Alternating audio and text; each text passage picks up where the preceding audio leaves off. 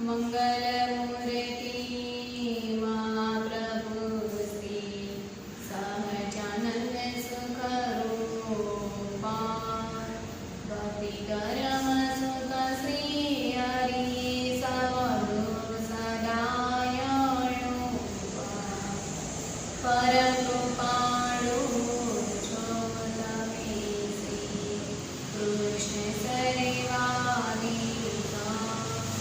પ્રથમતમણે પ્રાણમો નમો વારંવારં સીતા નમો વારંવારં સીતા ઓમ શ્રી સ્વામિનારાયણાય નમો નમઃ શ્રી પૂર્ણપુરુષોત્તમાય શ્રી ઘનશ્યામ શ્રી સહજાનંદ સ્વામિને નમો નમઃ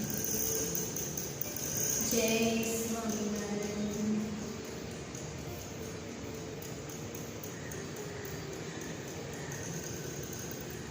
જેને ચિત્તમાં ઘનશ્યામ મહારાજ ચોંટી ગયા છે તેને સંસારના તમામ સુખો અસત્ય લાગે છે, તમામ સુખ ખોટા લાગતા હોય છે। આ જેના ચિત્તમાં ભગવાન ચોંટ્યા હોય તેની વાત છે કે પછી સંત સાથે આત્મીયતા બંધાઈ જાય છે।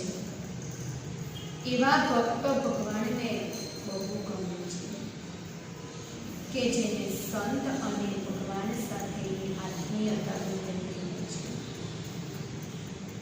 તેના ઉપર ભગવાન પ્રસન્ન રહે છે, સદાયને માટે ભગવાન તેની ઉપર કાયમના માટે રાજી રહે છે।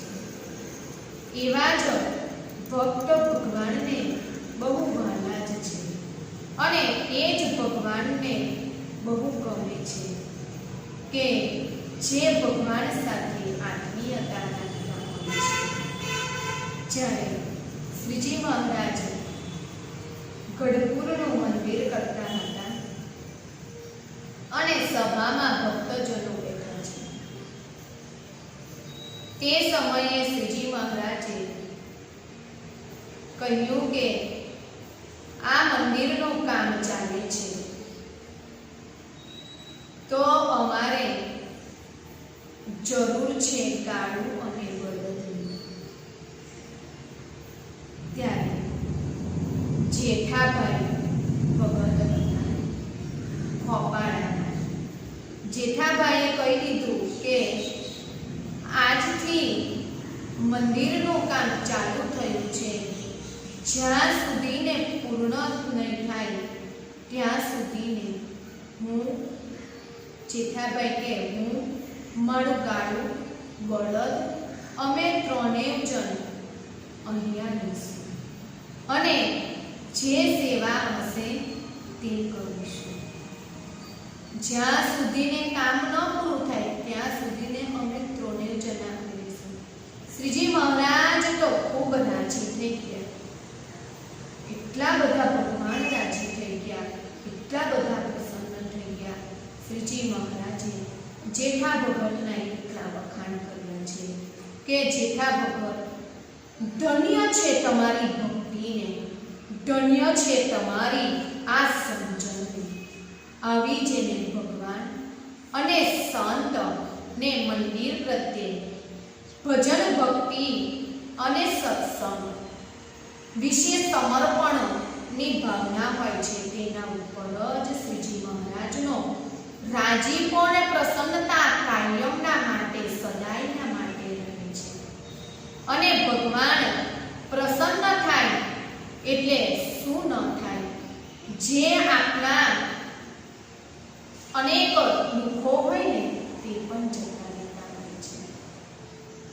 આવા ભક્ત ઉપર ભગવાન ખૂબ રાજી રહે છે। એને ઉત્તમ વિના પણ ઘરે સંપત્તિ અને સુખ શાંતિ રહે છે। ઉદ્યમ ન કરે તો પણ કોઈ મહેનત ન કરે, કોઈ એવું કામ ન કરે તો પણ એના ઘરે સુખ સંપત્તિ અને શાંતિ રહેતી હોય છે. ભગવાનને રાજી કરી લીધા એટલે એમાં બધું જ આનંદ છે.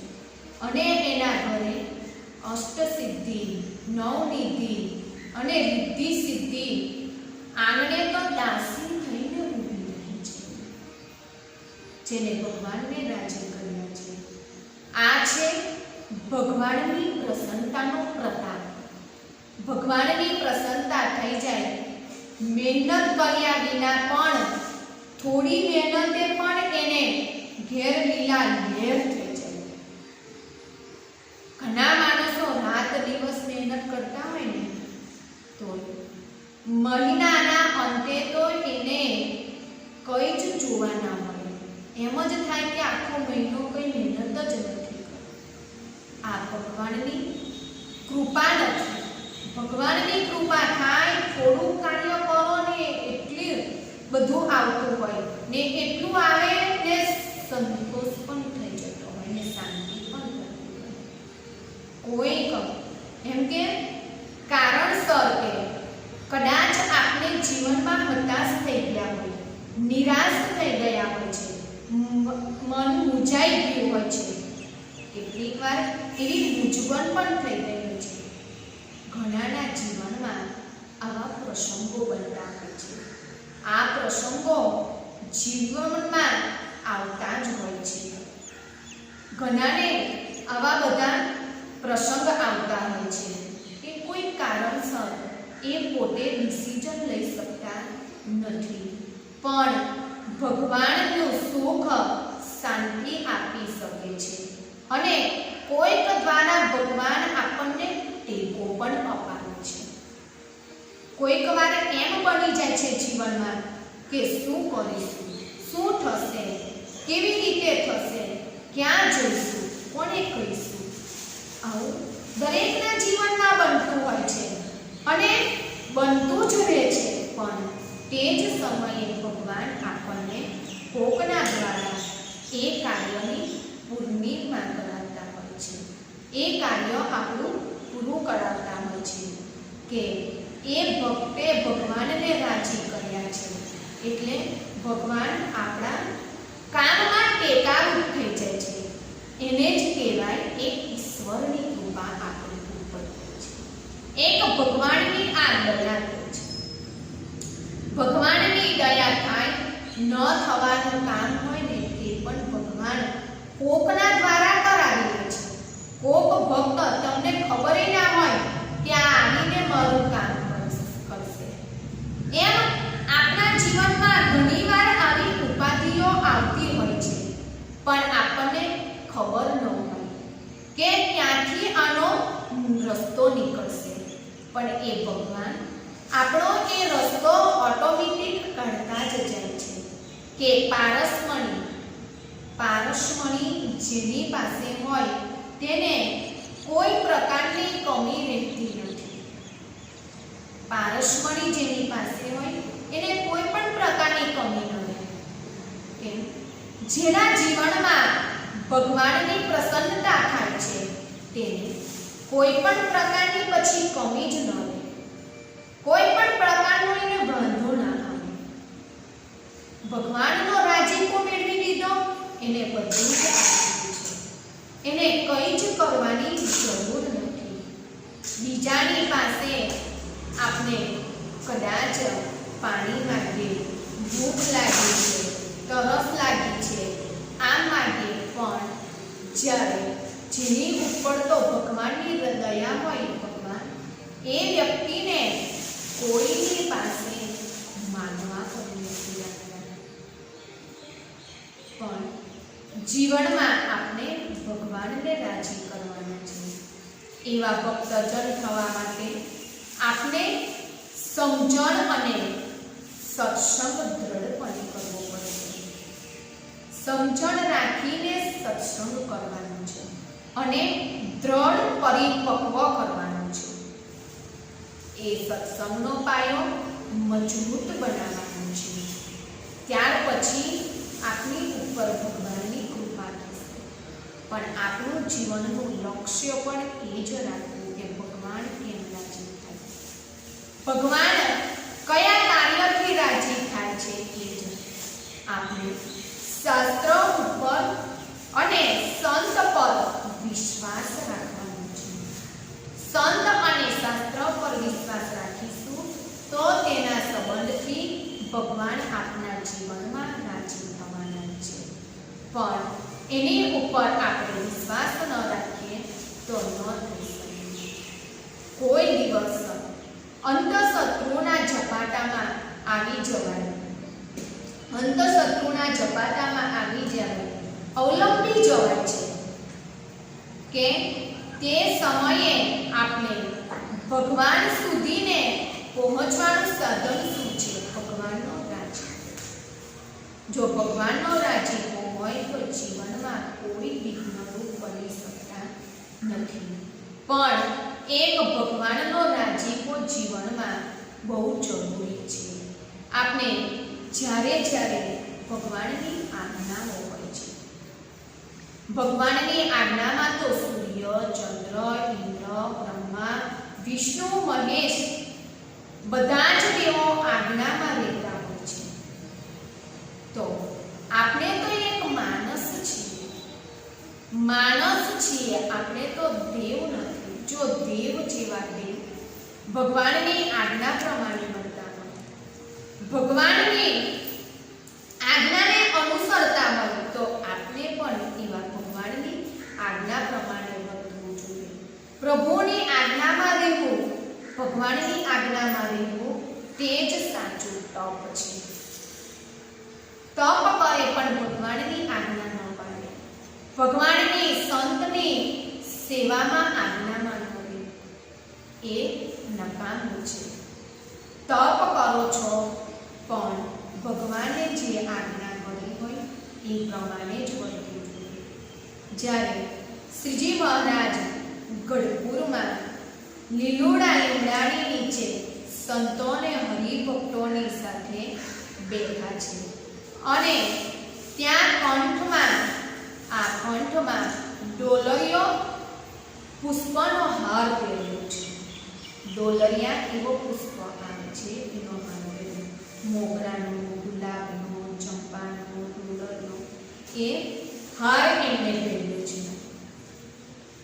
ડોલરિયા ગુલાબનો હાર પર પહેર્યો અને શ્રીજી મહારાજ કહે છે, હે ભક્તજનો, કે આ હાર જુઓ, કે આ હારને હું જો ઉછાળું ને અને ફગાવું ને તો ક્યાં જઈને ક્યાંય પડે, એનો કોઈ પત્તો જ ન લાગે, મળે જ ના, શોધી જ ના શકો તમને. આ હારનો કોઈ જ પત્તો લાગવાનો નથી. તેમ તમે જો આજ્ઞાનું પાલન નહીં કરો તો તમારો પણ આ હારની જેમ કઈ જ પત્તો નહીં લાગે. જો તમે નિયમ ધર્મનું પાલન નહીં કરો, ભજન ભક્તિ નહીં કરો તો જેમ આ ડોલરિયા પુષ્પનો હારને સમીપમાં રાખીએ છે ને તેમ તમને પણ સમીપમાં નજીક રાખીશું. જો ધર્મ નિયમનું પાલન કરશો તો ડોલરિયા હારની જેમ નજીક રાખીશું. આ કંઠમાં પહેર્યો છે ને એ નજીક જ કહેવાય. કેટલો નજીક હોય એમ આપણે આજ્ઞાનું પાલન નહીં કરો તો આ હાર જેવો ફગાવીશ ને જેટલો દૂર પડશે એનો પત્તો નહીં લાગે ને, એમ તમે આજ્ઞા પ્રમાણે નહીં વર્તો ને તો તમારો પણ પત્તો નહીં લાગે. તેમ તમે પણ આ સમજી જજો કે આ હારની જેમ તમારો પણ પત્તો લાગવાનો નથી. મોટાઈ ટકાવી રાખવી હોય તો પોતાના જે ધર્મ છે, આપણી મોટાઈ ઘણાને મોટું થવું હોય છે, પણ ધર્મ છે તે બરાબર પાડશે, ધર્મને ટકાવી રાખશે તો જ જગતમાં એ જીવની મોટો થશે. સંતની મોટપ છે તો એ ભગવાનને હોઈને છે, ભગવાનની ભજન ભક્તિ ધર્મ નિયમ ને હોઈને છે. એમ તમારે તમારા જીવનમાં મોટપ મેળવવી હોય તો એ ભગવાનના ધર્મ નિયમ ભજન ભક્તિથી થશે. ઘણા આ જીવને મોટું થવું હોય છે પણ ભગવાનના ધર્મ નિયમને મૂકીને મોટા થવા જાય તો એ જીવાત્મા મોટો થઈ શકતો નથી અને જગતની મર્યાદાનું ઉલ્લંઘન પણ થઈ જાય છે. ઘણીવાર એવું બનતું હોય છે કે ભગવાનની મોટપ શું, ભગવાનની મોટપે નથી રહેતી, ભગવાનની આજ્ઞા નથી રહેતી અને જગતની મર્યાદા પણ નથી. સંસારિક જીવન વ્યવહારમાં તો મર્યાદા રાખવી એ પણ આ જીવ માટે જરૂરી છે કે તેને માટે આ જીવે એ કરવું જોઈતું હોય છે. ઘણીવાર એમ બનતું હોય છે કે આપણે જે માણસ જોડે દુશ્મનાવટ રાખતા હોય છે અને તે જ માણસ આપણી સામે બે હાથ જોડીને કહેશે કે તમે સાચા છો, તમે જ સાચા છો. કેવી રીતે કે સત્યનો જ જય થાય છે. એમ ધર્મને હોય અને મર્યાદાથી જીવન જીવીશું તો એનો જ જય થવાનો છે. ભલે ને પછી કળિયુગ રહ્યો. ઘણાને એમ છે કે કળિયુગમાં તો અસત્ય ખોટું તો ચાલ્યા જ કરે અને ખોટું બોલીશું તો જ આગળ આવીશું અને ખોટાથી જ આ યુગમાં ચાલવાનું છે. પણ એવું નથી હોતું. ખોટું તો તમે બોલો છો, સત્ય બોલશો ભલે દુઃખ આવે જીવનમાં પણ જય એનું થવાનું છે. એ જ તમારો દુશ્મન બે હાથ જોડીને વિનમ્ર થઈને તમને કહેશે કે તમે ભાઈ સાચા છો. એક દિવસ તો એનો અંતરાત્મા તમને કેવડાવશે કે તમે જ સાચા છો. એમ આપણે જીવનમાં ભગવાનની આજ્ઞા પાળવામાં કોઈ દિવસ ધર્મ નિયમનું ઉલ્લંઘન કરવું નહીં અને કોઈ દિવસ ભગવાનની વાતમાં અસત્ય બોલવું નહીં. અસત્ય બોલવાથી આપણે એટલા પાપના ભાગીદાર થઈએ છીએ કે જે આપણે કરીએ છીએ એ બધું આપણું પાપ થતું હોય છે. એ પાપ વધી જાય પછી આપણે ભક્તિ માર્ગમાં ચાલી શકતા નથી. પાપ આપણને રહેવા જ ન દે. જ્યાં સત્યતા છે ત્યાં પાપ આપણને રહેવા જ નથી દેતું. સત્ય છે ત્યાં સત્ય જ રહી શકે છે. એમ આપણે જીવનમાં ભગવાનને શું આજ્ઞા કરી છે, ભગવાનની શું આ જે નિયમ ધર્મ છે એ પ્રમાણે ચાલીશું તો ભગવાન રાજી થશે અને ભગવાન રાજી થશે તો જ આપણે એમના સમીપે નજીક રહી શકીશું. પણ ભગવાન રાજી નહીં થાય તો આપણે રહી શકવાના નથી. જીવનમાં એક જ લક્ષ્ય રાખવાનું, આપણું એક જ ધ્યેય રાખવાનું. બસ મારે તો મારા મહારાજને રાજી કરવા છે. બસ મારે કઈ લોકની લાજની પરવા કરવી નથી. જેને જે બોલવું હોય, જેને જે કરવું હોય એ કરે. પણ મારા મહારાજની શું આજ્ઞા છે, મારા મહારાજ શું કહે છે, અમારું ધર્મ ગ્રંથ અમારા શાસ્ત્રો શું કહે છે, સંતો શું કહે છે, બસ મારે તો એમને જ લઈને ચાલવું છે. તો જીવનમાં ઉપર ભગવાન રાજી થશે અને પોતે સુખ્યો થઈ જશે. પણ જેને લોકોની પરવા છે, જે લોકોને લઈને ચાલે છે એ જીવનમાં કદાપી આ સત્સંગના માર્ગ પર ચાલી શકવાનું નથી. લોકોનું અનુસરણ કરવા જાય તો એ સત્સંગના માર્ગ પર ન ચાલી શકે. પણ જે લોકોનું અનુકરણ જ નથી કરતા, શાસ્ત્રનું જ કરે છે, સંતનું જ વચન માને છે, ભગવાનની જ આજ્ઞા પાળે છે, એ જ જીવનમાં સુખી થઈ જશે અને એ જ જીવનમાં આગળ વધશે અને મોટપને પામશે. સહજાનંદ સ્વામી મહારાજની જય. શ્રી કૃષ્ણ બળદેવ રેવતી માતની જય. શ્રી હરિ કૃષ્ણ મહારાજની જય. શ્રીપતિ શ્રીધરમ સર્વદેવેશ્વરમ ભક્તિદાત્માત્મજમ વાસુદેવમ માધવમ કેશવમ કામદમ કામ શ્રી સ્વામિનારાયણ નીલકંઠમ ભજે. શ્રી સહજાનંદ